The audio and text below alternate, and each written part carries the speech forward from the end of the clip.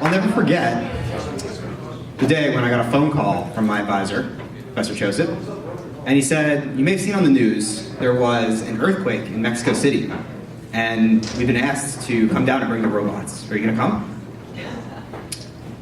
What robot are we talking about? So, snake robots. This is what our lab is most known for.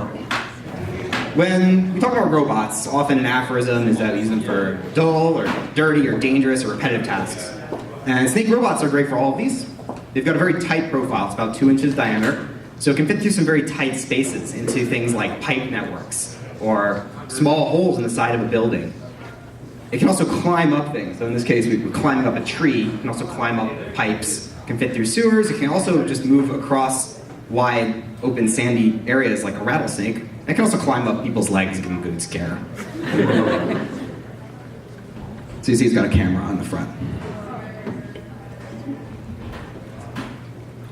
So why would we want this in Mexico City? The Red Cross had invited us down there because they'd seen our robot on the news. And they thought that, so this is an all hands on deck situation, let's get every type of person and every type of thing we can get over here. So we hopped on the next flight down there, and we met up with the Red Cross people, and we rode around in an ambulance with these robots, and we dropped them into collapsed buildings to try to look for survivors or remains. And so here's a video of what it looks like at the disaster zone here. It's on top of a collapsed apartment building, and myself and Dr. Travers, the co-director of the lab, he's right there, he's operating the snake robot with this control case and a joystick, and then I'm over a few feet away with a robot I'm sticking in a hole to help with a rescue worker. We saw a lot of other tools there that people were using, mostly things like search and rescue dogs, which are great for sniffing out a survivor, and search cams, it's just a long camera on a stick. But they can really only go so far into a structure before you hit the end of the stick, or the dog can no longer fit into the space. And so this robot can fit into spaces that other people and other tools can't get to, and so we can use it to look for people. And here's a picture of it being sticking the robot in a hole here. So you need one person operates and the other person manages the tether and sticks in the hole. We didn't manage to find anybody with the robot, but we did in this area that they sent us into. I went down about maybe 30 feet into a hole in the side of this collapsed apartment building, and we were able to establish that an open void they were trying to search was actually just an empty water cistern. So there's no people in there. It was perfectly okay for them to go ahead and demolish it and focus their attention elsewhere. And so it really shows that these robots, which is kind of the first time they've been used in like a real-life search and rescue situation, can actually come out of the lab and provide value to the search and rescue workers. So great, this robot works out in the field, but there's a problem with it. And that is, it kind of looks like a snake, but it's not very snake-like in the way that we think about controlling it. Now, when an animal thinks about moving, they're not thinking about positions, but rather forces. And a conventional industrial robot, like the kind that you think about putting together cars in an assembly line, they're moving very rigidly and very precisely from position to position. And you don't want to deviate from that position. But when you're an animal, like a person walking, you try to take a step, you're not thinking about, I'm going to put my foot exactly 1 foot in front of me. You're really thinking, I'm just going to put it in front of me and I'm going to support the weight in front of me. And so that sort of force, rather than position, is really the key aspect that lets animals move around the world. And so to do that, we want to move towards newer ways of robots that control forces. So this might be one reason that you see old robots, like an old sort of Honda Asimo, little walking robot, and they kind of stomp around. It's because they're controlling positions and not forces. So our next snake robot now, we start to think about controlling forces and pushing off the world. And so here's the snake robot that we do. We're just telling it to go forwards, and it just blindly pushes off these pegs in the lab. And it starts to look a lot more serpentine. It creeps through these pegboards. It's just sort of pushing off blindly, going forwards. We then go ahead and we put this outside, do the same thing but in 3 dimensions, and we start to get this nice conforming property where instead of thinking about exactly where each rock is, it's blind, it doesn't know where each rock is. It's just conforming to the contours of the environment and slithering along. So that's very cool. We can now get cameras into tight spaces, but what about when we want to start moving to doing other jobs? You know, it doesn't have any way of if it detected a leak in a pipe, for instance, you're inspecting a pipe cover, it has no way of closing the pipe valve. It has no way of holding objects or delivering packages. It can't move rubble in a disaster. So I know what you're thinking. It needs legs. So we went ahead and build a robot out of these same parts and using the same control principles. Where now it's walking over rough terrain. Again, blindly. There's no cameras or eyes or not a lot of computation.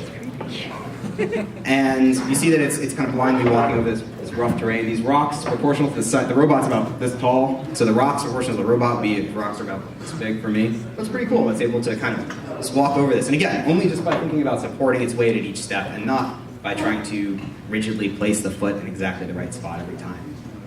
It's easy to go from being a snake to being legs because we put in all this work over decades to make the hardware and the software modular. And that means we can interchange the parts. Originally it was devised so that we can make the snake an arbitrary length. But really what this means is that we're now able to take it apart and rebuild new robots on the fly very fast with sort of a Lego set of robot parts. And you can see these black circles on here. On the front and the back are open ports where we can attach extra things like legs or arms or claws or cameras or whatever other kind of thing you can devise that you might need to build a new robot on the fly. And so when I saw this robot, I thought, oh, okay, well, we can put a claw on the front of it. And as a challenge to myself, just try to see how we can open a door. And you can see the scale of the robot relative to the doors is pretty hard. The handle would be all the way up here if I was the robot size. And so I'm kind of piloting it with my joystick here. There's still not really any cameras. And we get the door open, and then we deliver this holiday bonus. And of course, if you've been in academia at all, you know that there's no holiday bonus, so that envelope's empty.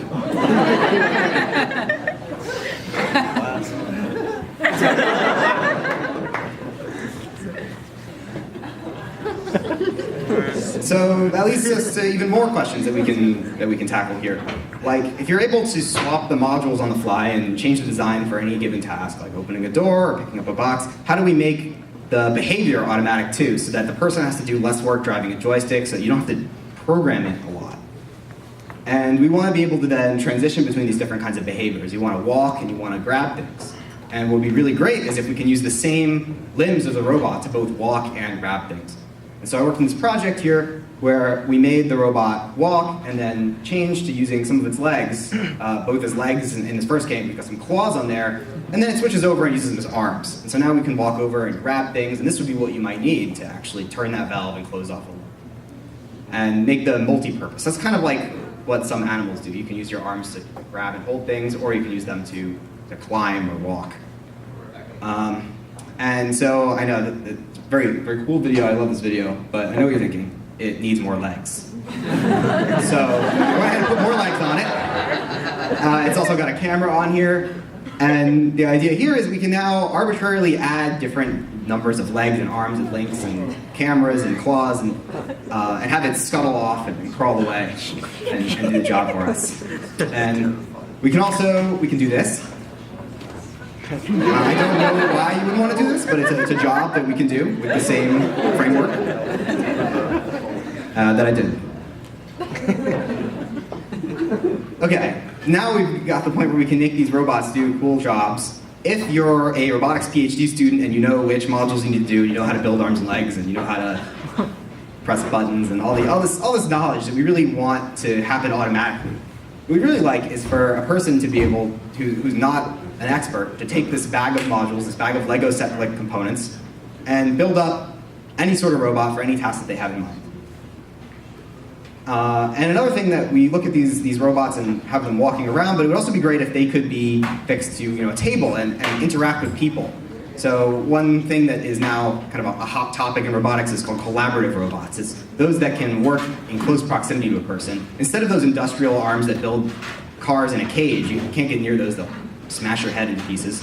Robots that are smaller scale and more friendly and can work with people. And that can also work in very close proximity to people. And so I'm thinking about these robots and I'm looking in the mirror and I think to myself, needs more legs. And so I went ahead and put the robot on my back and built an arm that's here. It's customized so that what I put in is I wanted to assemble something overhead. This might be a job you would do if you're putting together a car in a factory or if you're putting together an airplane where currently the worker would have to kind of hold something in place with one hand and use a drill with the other hand and kind of hope that it doesn't fall on their head. Or they have to call over their buddy and have them hold it for you. And so here again, we're using this force control where it's pushing up on the ceiling and not just the position. So the great thing about this robot too is not just that it's able to do this job, is that every time I show this video to people, and you might be thinking this to yourself, that it could do so much more. There's so many different applications you might have in mind. Everyone has their own vision of the future when they look at this. They say, oh, we can do all sorts of stuff with it. And the great thing is, because of this sort of interchangeability of parts and automatic design and programming of these robots, that not quite at the push of a button, but we're getting there, that you can build this. And so again, I know what you're thinking, you know what I'm thinking, needs more legs. I put another arm on the other side here. And this is, again, just another application you might use where if you're, for instance, assembling something on the side of a building, you're putting on wood panels, what you might have to do is hold on with one hand. If you're standing on a ladder, you hold on with one hand and use the other hand to do the job. And I think that's a waste of an arm. So having an extra helping hand that holds on to you, and it applies the right forces to help stabilize you, so you don't have to do so much effort in keeping your balance. And here I'm doing like kind of a little robot trust ball. It's not quite strong enough to hold my full weight, so I can't lean really back, but it does hold some of my weight. It's a trust ball. I do trust my robots. And so now I'm like halfway ready to take on Spider-Man. Here, okay. So we put in a lot, the lab as a whole for decades has put in a lot of work to put into getting these robots, and we're really proud of them. We can get really cool videos. But the dirty secret is that we mostly show you success videos. There's a lot of failure videos. For every success, there's many, many failure videos, which people just don't show. And you might look at these videos of success that we show and think, oh, robotics is solved. Let's all go home. Let's use these robots. But really, there's still plenty of work to do. And so here is a robot that's another 6-legged creature, like the previous one, but where it's built out of these bigger modules. And so it's about this tall. And so that enables it to kind of theoretically easily get over human-sized stairs. And so I was demonstrating this robot outside the lab one day to some people, and I said to the guy next to me, let's see if we can get it to walk down the stairs. You know, it can walk over rocks that are pretty high relative to its body height, so this should be easy, right? And so I just went ahead and drove it. And it starts out all right. It's like, looks like it's going to take a step down the stairs, and it doesn't do so well. I just love how those legs flail. It's pretty great. So it kind of shows some of the challenges that we have faced for us in here. Is like, how do we get the robots to respond and adapt automatically to these different kinds of environments? What kind of vision do we need to put on here so they can see the stairs and know to walk over and know to change over to stair walking? A lot of the videos you'll see of people who do their robots, they have somebody behind the scenes with a joystick and they press a button when they want it to change to stairs or when they want it to change to a different kind of mode. We want to figure out how to do that automatically and not have it do that. Yeah. So I really love working on these robots. There's really nowhere else in the world you can do all these different kinds of robots and build a new one every day, program a new one every day. And better yet, to apply them in the real world, to extend human capability. And to really show that like technology can start to leave the lab, and it's not just in the form of apps.